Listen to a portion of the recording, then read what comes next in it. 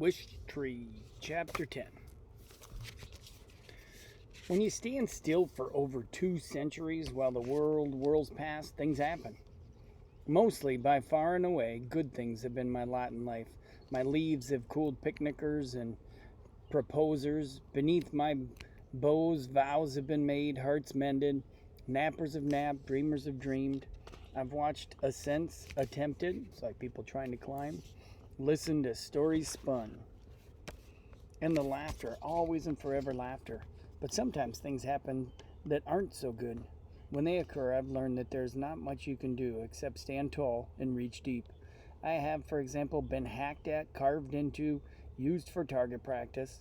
I have been underwatered, overpruned, fertilized and fussed over, ignored and neglected.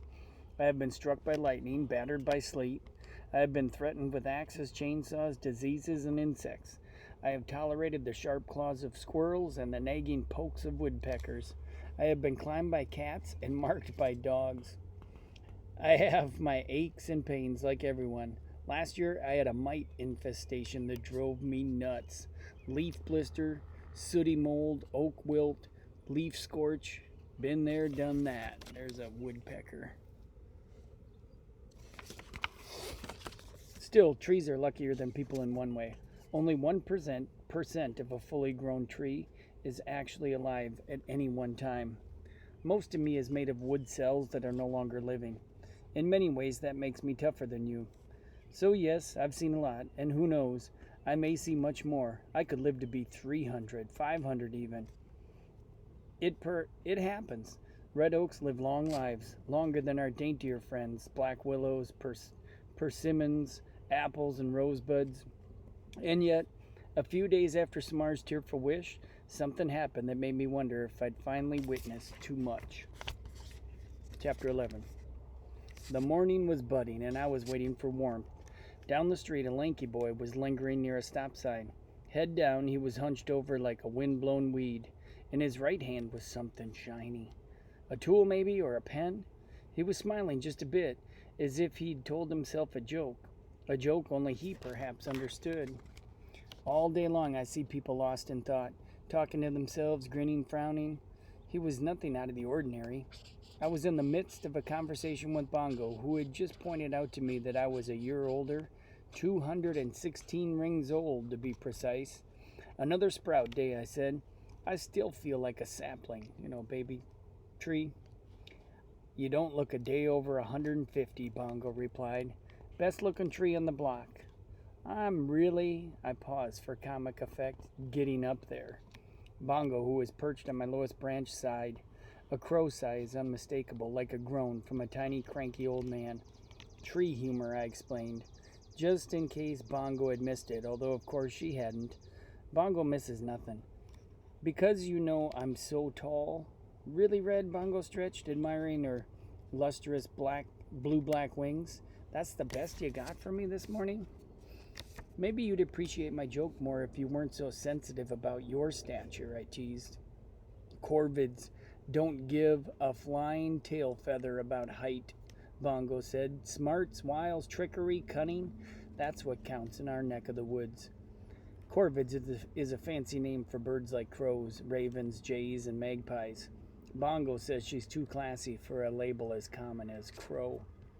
A soft wind tickled my branches. Spring, that old rascal was teasing us with the promise of warmer days. The truth is, I said, it doesn't matter what size you are, Bongo.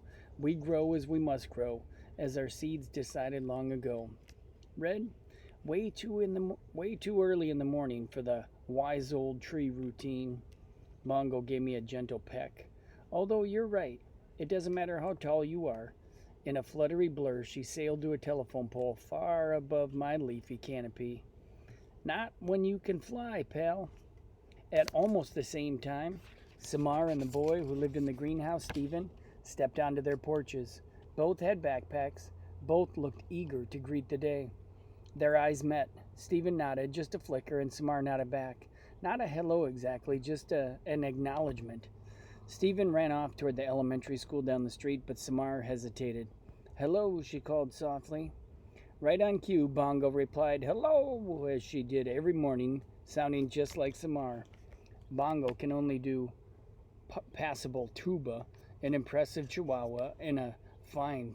She can also do a passable tuba, an impressive chihuahua, and a fine police siren. Samar looked up at Bongo, grinned, and headed toward school. With that, Bongo let loose a hoarse and gleeful caw and set off to wait for children to arrive at school. She was a regular there. Everybody knew her. She enjoyed annoying the children, and they enjoyed letting her annoy them. Bongo especially liked to untie shoelaces. While the children were busy retying them, she would snatch treats from their lunch bags. Every now and then, she would even make a polite request. She could say, "Chirp, please," "No way," and "You rock" when it served her purposes. Watching Bongo soar, I considered, not for the first time, my rambling roots. What would it be like to fly, to burrow, to swim, to gallop? Delightful, no doubt. Sheer joy, and yet I wouldn't trade a single rootlet for any of it. It is a great gift indeed to love who you are.